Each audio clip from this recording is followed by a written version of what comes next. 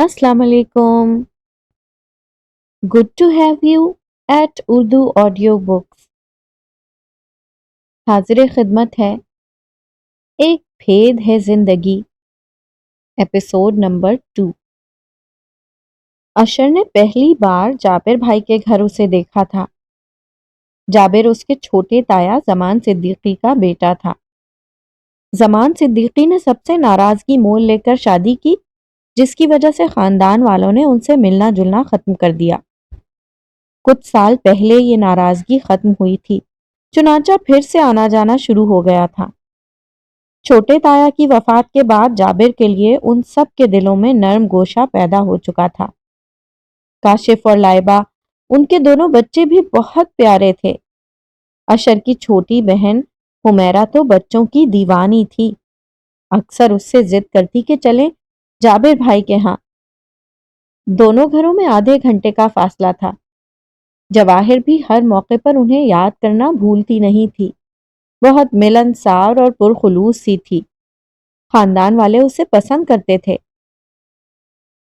अशर ने पहली बार काशिफ की सालगिरह पर समाना को देखा था। सूए इत्तेफाक वो पहले कभी नजर ही नहीं आई थी। जाबिर ने अपने तमाम ददियाल को मदऊ किया था। सालगिरह की तकरीब आम के बजाय खास लग रही थी, क्योंकि इंतजामात बड़े जबरदस्त थे। वो सॉफ्ट ड्रिंक पी रहा था जब अशर की नजर उस पर पड़ी। यहाँ होते हुए भी वो उस माहौल का हिस्सा नहीं लग रही थी। उसकी बड़ी बड़ी आंखें उसकी शख्सियत का सबसे अहम जुज़ थीं। उसकी आंखों में बेनाम सा खौफ था। उसी खौफ ने उसे समाना की तरफ मुतवज्जा किया था। अजीब पुरस्रारियत सी थी उसमें, जो बंदे को खोज लगाने पर मजबूर करती नजर आती। उसे देखकर अशर के जहन में एक जुमला गूंजा, पुरस्रारियत में लिपटा हुस्न। उसे बाद में हंसी भी आई कि वो क्यों उस लड़की के बारे में सोचे जा रहा है जो जवाहिर भाभी की छोटी बहन है। वो उसके बारे में कुछ जानता नहीं है और ना ही उसे ये कोशिश करनी चाहिए। घर आकर उसने जहन से झटकने की बड़ी कोशिश की, पर उसे खास कामयाबी नहीं हो रही थी। उसकी बड़ी बड़ी खौफ से भरी आंखें ख्यालों में चली आईं। उसने बड़ी ईमानदारी से मान लिया कि उस लड़की के वजूद की सारी ताकत उसकी खूबसूरत आंखों में है।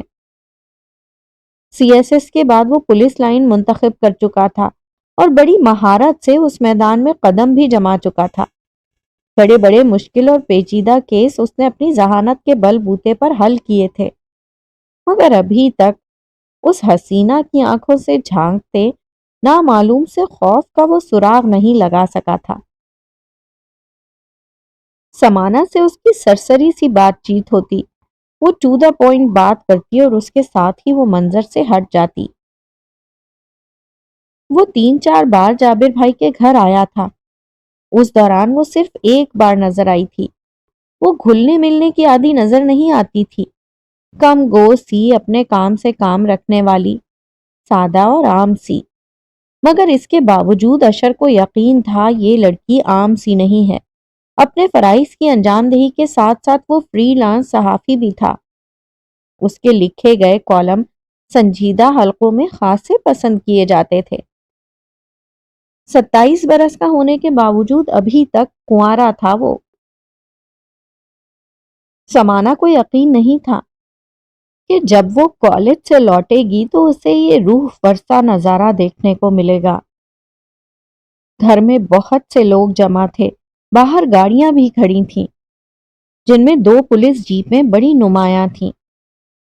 अंदर जाबिर भाई खून में लथपथ पड़े थे। पास ही आपा बड़े निढाल अंदाज में बैठी थीं।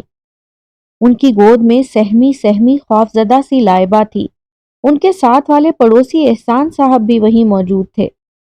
वो अशर और एक दूसरे पुलिस ऑफिसर को कुछ बता रहे थे, मगर समाना के जहन में एक जुमला अटक गया था।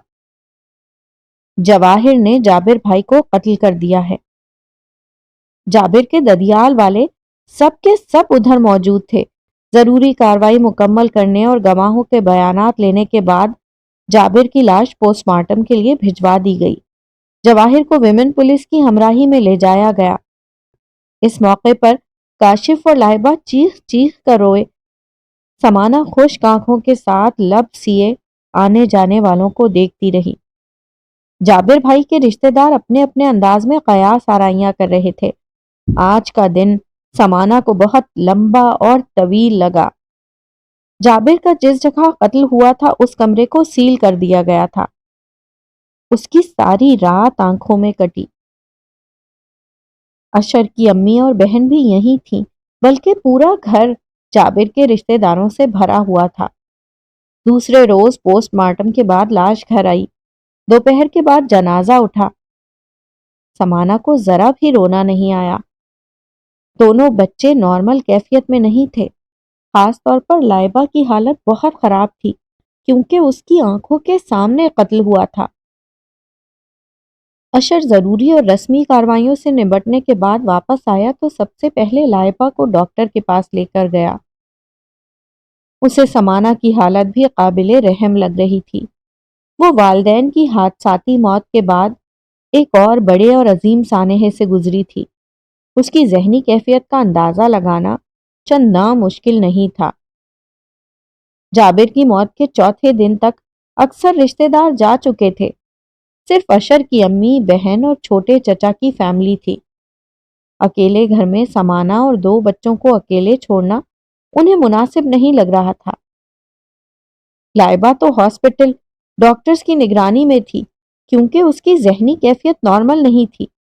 وہ عجیب بہکی بہکی ناقابل یقین سی باتیں کر رہی تھی۔ ادھر گھر میں تعزیت اور کھوج لگانے کے لیے آنے والوں کا تانتا بندھا ہوا تھا۔ ایک سے ایک چبھتا ہوا سوال ہوتا، معنی خیز جملے، ٹھکے چھپے خدشات کا اظہار، بلکہ اب تو جواہر کے کردار کے بارے میں قیاس آرائیاں بھی کی جا رہی تھیں۔ اس نے خود اپنے کانوں سے مسز خان کو کہتے سنا تھا، اس لیے میاں کو قتل کیا ہے کہ کہیں اور آنکھیں لگا لی تھیں۔ بڑے حوصلے والی عورت ہے، مردوں والا کام کر دکھایا ہے۔ پر برا ہوا، قتل صفائی سے کرنے کے باوجود پکڑی گئی۔ یہ تو احسان صاحب آ گئے ورنہ یہ تو قتل کر کے بھاگ گئی ہوتی۔ مسز خان مسز عطا کو سرگوشیوں میں بتا رہی تھیں۔ سمانہ کو اندازہ تھا آج وہ دونوں یہ کہہ رہی ہیں، کل سب یہ کہیں گے۔ زبانوں پہ کیسے پہرا بٹھایا جا سکتا تھا؟ اخبارات والے الگ چٹپٹی خبریں لگا رہے تھے۔ صرف سنجیدہ اخبارات نے غیر جانبدارانہ رپورٹنگ کی تھی۔ وقت آہستہ آہستہ گزر رہا تھا۔ وہ بہت دنوں کے بعد کالج گئی تھی۔ وہاں ہر کلاس فیلو نے اس سے ایک ہی سوال کیا کہ تمہاری بہن نے اپنے شوہر کو کیوں مارا ہے؟ اس روز کاشف بھی اسکول سے واپسی پر بہت پریشان اور نڈھال لگ رہا تھا۔ سمانہ کے پوچھنے کی دیر تھی، وہ رونا شروع ہو گیا۔ خالہ، میری فرینڈز کہتے ہیں میری مما اچھی عورت نہیں ہے کیونکہ انہوں نے پپا کو مارا ہے۔ وہ سن سی ہو گئی۔ ایک اور دھچکا، ایک اور امتحان۔ ادھر لائبہ ابھی تک ہاسپٹل میں تھی۔ اسے نارمل کیفیت میں واپسی کے لیے وقت چاہیے تھا۔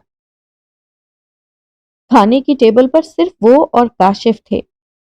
وہ انتہائی بے دلی سے کھا رہی تھی۔ کاشف نے صرف تھوڑے سے چاول کھائے۔ سلمہ کھانے کے بعد برتن اٹھا کر لے گئی۔ سمانہ کاشف کو کمرے میں سلانے کے لیے گئی۔ اس نے آپا کے بیڈ روم میں جانے سے احتراز برتا تھا۔ لائبہ اور کاشف الگ سوتے تھے۔ بہت روز سے ایک سوال سمانہ کے ذہن میں کلبلا رہا تھا۔ پوچھے تو کس سے پوچھے؟ وہ جواہر سے ملنے ایک بار بھی نہیں گئی تھی۔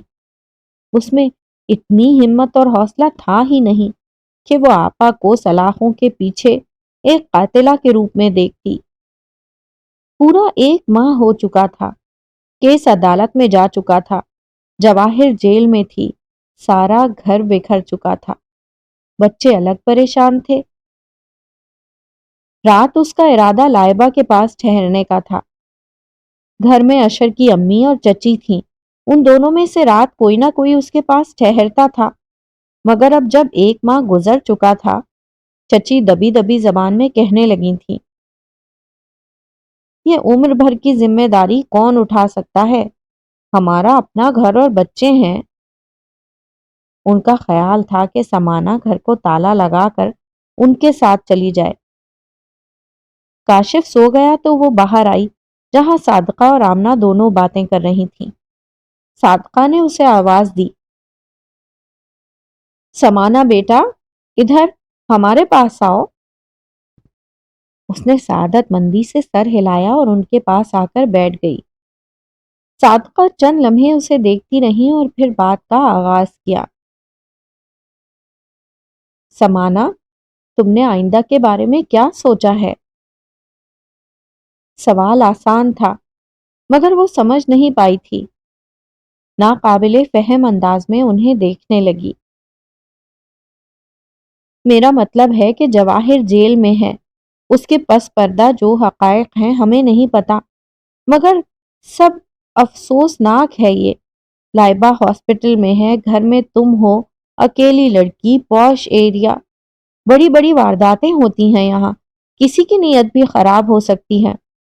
جب تک ہم سے ہو سکا ہم یہاں رہے، جو کہ وقت کا تقاضا بھی تھا، مگر اب یہ ممکن نہیں ہے۔ تمہارے ساتھ کوئی مرد نہیں ہے، اس لیے بہتر ہے کہ تم ہمارے ساتھ گھر چلو، تمہیں کسی قسم کی کوئی تکلیف نہیں ہوگی۔ میں سوچوں گی۔ وہ جب بولی تو اس کا لہجہ جذبات سے عاری تھا۔ آمنہ چچی اسے دیکھ کر رہ گئی۔ رات کو لائبہ کی طرف چلی گئی۔ وہ اب بہتری کی طرف لوٹ رہی تھی۔ یہ بڑی حوصلہ افزا بات تھی۔ 1 ہفتے بعد وہ مکمل طور پر تندرست ہو کر گھر آئی تو اس کے ذہن سے جیسے کوئی بھاری بوجھ اترا۔ اس دوران اشر روز چکر لگاتا رہا۔ صادقہ بھی آتی رہی۔ باہر چوکیدار رات دن موجود رہتا تھا۔ اس سانحے کے بعد اشر نے کہہ دیا کہ اس نے گلشاد کے علاوہ ایک اور چوکیدار رکھ لیا تھا۔ گلشاد رات کی ڈیوٹی پورا کرتا اور دوسرا دن کو گیٹ پر موجود رہتا۔ اس دن چھٹی تھی۔ 10 بجے کے قریب وہ سو کر اٹھی تو اشر آیا بیٹھا تھا۔ اسے شرمندگی سی ہوئی، جانے وہ کب سے آیا بیٹھا تھا۔ اس نے سوال کیا تو جواباً وہ خوش دلی سے مسکرایا۔ وہ ادھر ہی بیٹھ گئی اور عام رسمی سی باتیں ہونے لگیں۔ سمانا نے اس عرصے میں جان لیا تھا کہ جابر کے رشتہ داروں میں یہ بہت مخلص نوجوان ہے۔ یہی حال اس کے سارے گھرانے کا تھا۔ جواہر بھابی آپ سے ملنا چاہتی ہیں۔ وہ اخبار کے صفحے پلٹتے ہوئے عام سے انداز میں بولا تو وہ سن سی رہ گئی۔ تو پھر کب چل رہی ہیں آپ میرے ساتھ؟ وہ خاموش رہی۔ اس طرح کریں کہ کاشف اور لائبہ کے اسکول جانے کے بعد آپ تیار رہیں، میں اسی وقت آؤں گا۔ وہ دانتوں سے ناخن چبانے لگی، چہرہ اندرونی اضطراب کا غماز تھا۔ جابر بھائی کے بزنس کے معاملات بھی دیکھنے ہیں، بڑا بکھیڑا ہے، مگر ایک بات کہنی پڑے گی کہ ان کا مینیجر بہت ایماندار ہے۔ آپ بھی آفس کا چکر لگا لیا کریں۔ میں اپنا بھی ایک قابل اعتماد شخص وہاں چھوڑ دوں گا، مگر آپ کا جانا وہاں ضروری ہے۔ ورکر ذمہ داری سے کام کریں گے۔ ٹھیک ہے، میں آئندہ چند روز میں جانا شروع کر دوں گی، کیونکہ پڑھائی چھوڑنے کا فیصلہ کر لیا ہے میں نے۔ وہ آہستگی سے بولی تو اشر اس کا چہرہ دیکھنے لگا۔ پڑھائی کیوں چھوڑنے کا فیصلہ کیا آپ نے؟ میں لوگوں کو فیس نہیں کر سکتی شاید۔ وہ بے بسی سے بولی۔ غلط فہمی ہے آپ کی، آپ بہت بہادر ہیں سمانا۔ جس طرح آپ نے سب کچھ حوصلے سے سہا ہے، بہت کم لوگ اس طرح کر سکتے ہیں، اور آپ ان قلیل لوگوں میں سے ایک ہیں۔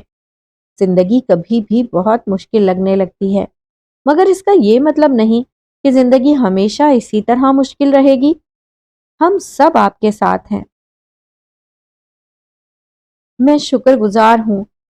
ایک اور کام بھی آپ سے کروانا ہے۔ لائبہ اور کاشف کو کسی اور اسکول میں ایڈمٹ کروا دیں۔ میں نہیں سمجھتی کہ یہاں وہ سیٹ ہیں۔ ان کے کلاس فیلو طرح طرح کی باتیں کرتے ہیں، میں نہیں چاہتی کہ وہ ڈسٹرب ہوں۔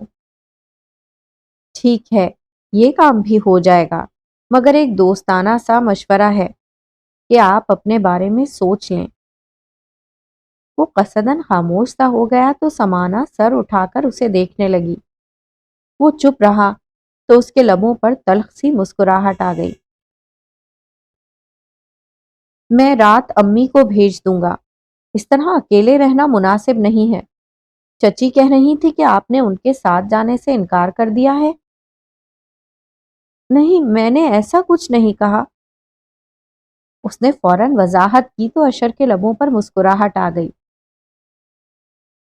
میرا اندازہ ہے آپ سچ مچ حوصلے والی ہیں اور کبھی بھی کسی کے گھر جا کر نہیں رہیں گی۔ آپ درست کہہ رہے ہیں، میں کاشف اور لائبہ کو لے کر کسی کے گھر نہیں جاؤں گی، کیونکہ میں اکیلی نہیں ہوں۔ اگر اکیلی ہوتی تو بھی سوچتی، پر اب تو وہ بھی میرے ساتھ ہیں۔ ان کے لیے میں نہیں سوچوں گی تو اور کون سوچے گا؟ میں انہیں سب کی تلخ باتوں سے بچانا چاہتی ہوں تاکہ وہ نارمل انداز میں جی سکیں۔ یہ نہ ہو کہ ایک اور… بولتے بولتے کوئی خیال آنے پر وہ اچانک خاموش ہو گئی۔ اشر اس دوران مکمل توجہ اسی پر مرکوز کیے رہا۔ گویا آپ کے بارے میں میرا اندازہ بالکل ٹھیک تھا۔ میرے جاننے والے ہیں دو میاں بیوی، قابل اعتماد اور قابل بھروسہ ہیں۔ میں انہیں یہاں چھوڑ دیتا ہوں۔ اس طرح آپ کی تنہائی کا مسئلہ بھی حل ہو جائے گا اور آپ خود کو محفوظ تصور کریں گی۔ تھینک یو اشر بھائی۔ بے ساختہ اس کے لبوں سے نکلا تھا اور شاید اس کی آواز بھی بھرانے لگی تھی۔ تبھی تو وہ اسے چونک کر دیکھنے لگا تھا۔ وہ مشکل تمام سمانہ نے اپنے آپ کو سنبھالا۔ میں کل جواہر آپا سے ملنے جاؤں گی۔ میں آ جاؤں گا۔ وہ کسی سوچ میں گم لگ رہا تھا۔ سلمہ اس دوران چائے کی ٹرالی وہاں لے آئی۔ آپا نے کاشف اور لائبہ سے ملنے کو تو نہیں کہا؟ اس نے نظریں چرائے چرائے پوچھا۔ نہیں، مجھ سے تو انہوں نے ایسا کچھ نہیں کہا۔ وہ چائے کے ہلکے ہلکے سپ لے رہا تھا۔ اشر چائے پی چکا تو اس نے سلمہ کو برتن لے جانے کے لیے کہا۔ وہ جانے کے لیے اٹھ کھڑا ہوا تو سمانہ اس کے ساتھ پورچ میں کھڑی اس کی کریم کلر کی گاڑی تک ساتھ آئی۔ کاشف اور لائبہ کے اسکول کا مسئلہ جلدی حل کرنا ہے آپ نے۔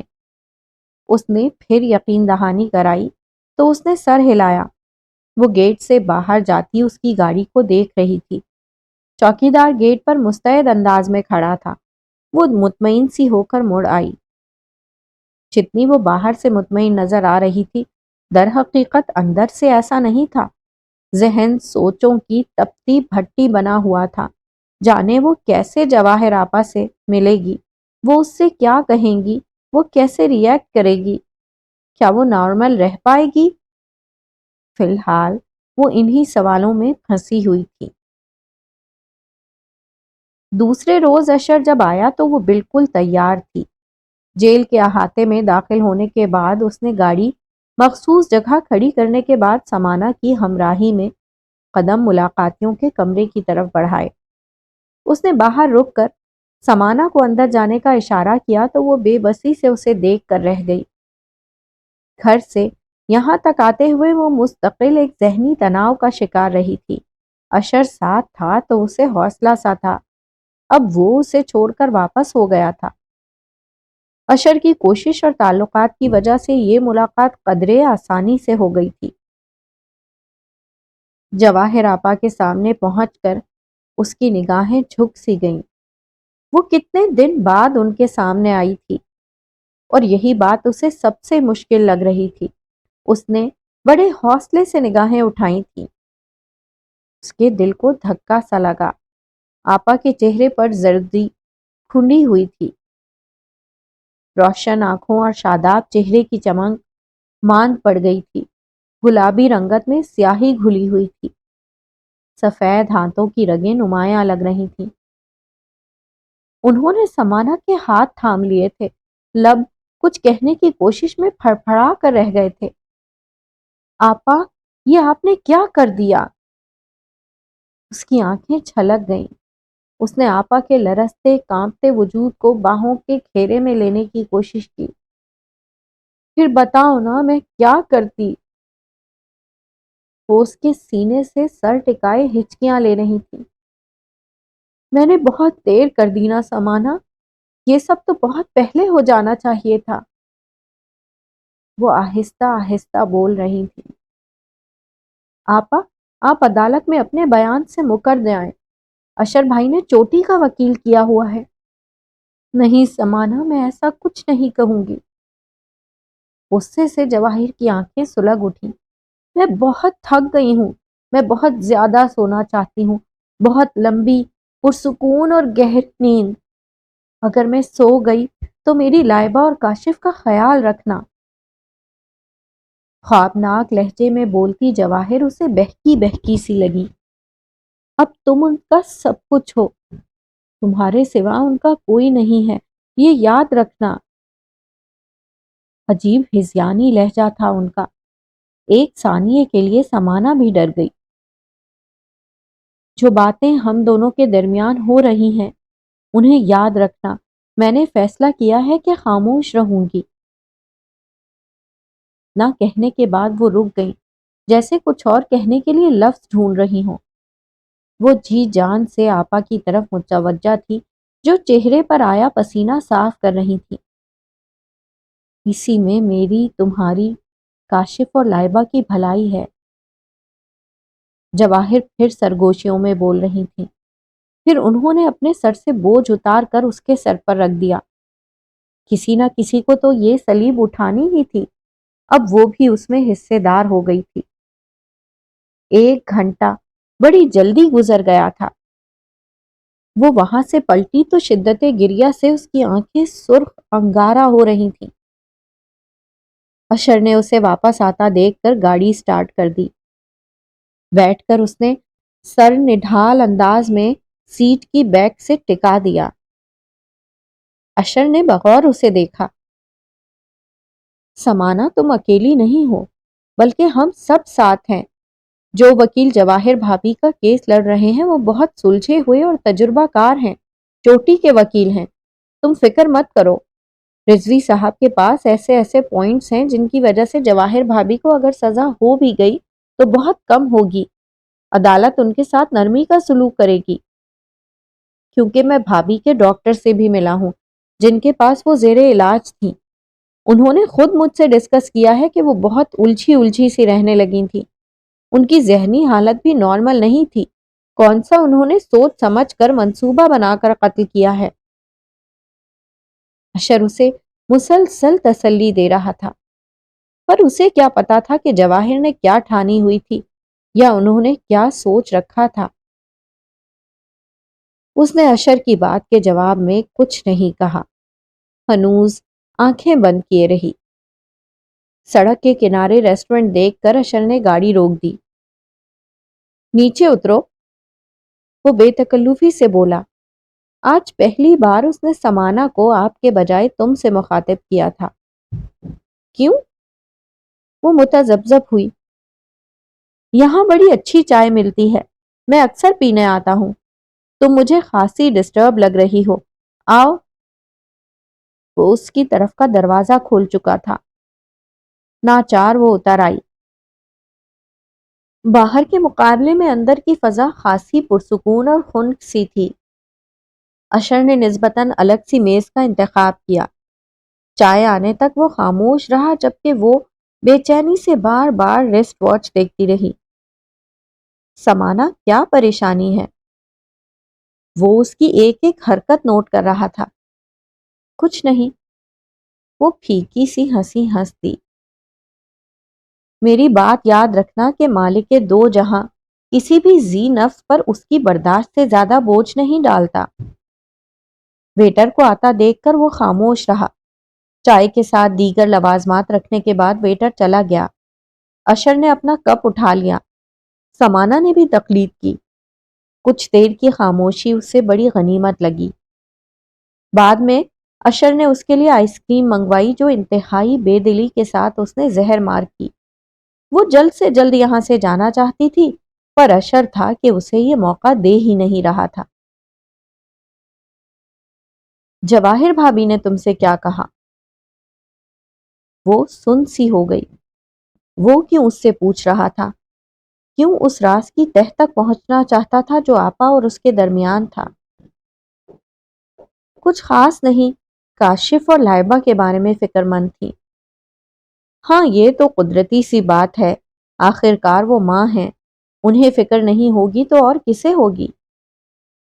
اس نے بھی سر ہلا کر تائید کی۔ اس وقت اس نے شکر ادا کیا جب اشر بل کی ادائیگی کر کے باہر نکلا۔ واپسی پہ گھر پہنچنے کے بعد اس نے اشر کو رسمن بھی اندر آنے کے لیے نہیں کہا۔ وہ حیرانی سے الجھے انداز میں اسے داخلی دروازے سے اندر غائب ہوتے دیکھتا رہا۔ میرے درد کو جو زباں ملے، میرا درد نغمے بے صدا، میری ذات ذرے بے نشاں۔ میرے درد کو جو زباں ملے، مجھے اپنا نام و نشاں ملے۔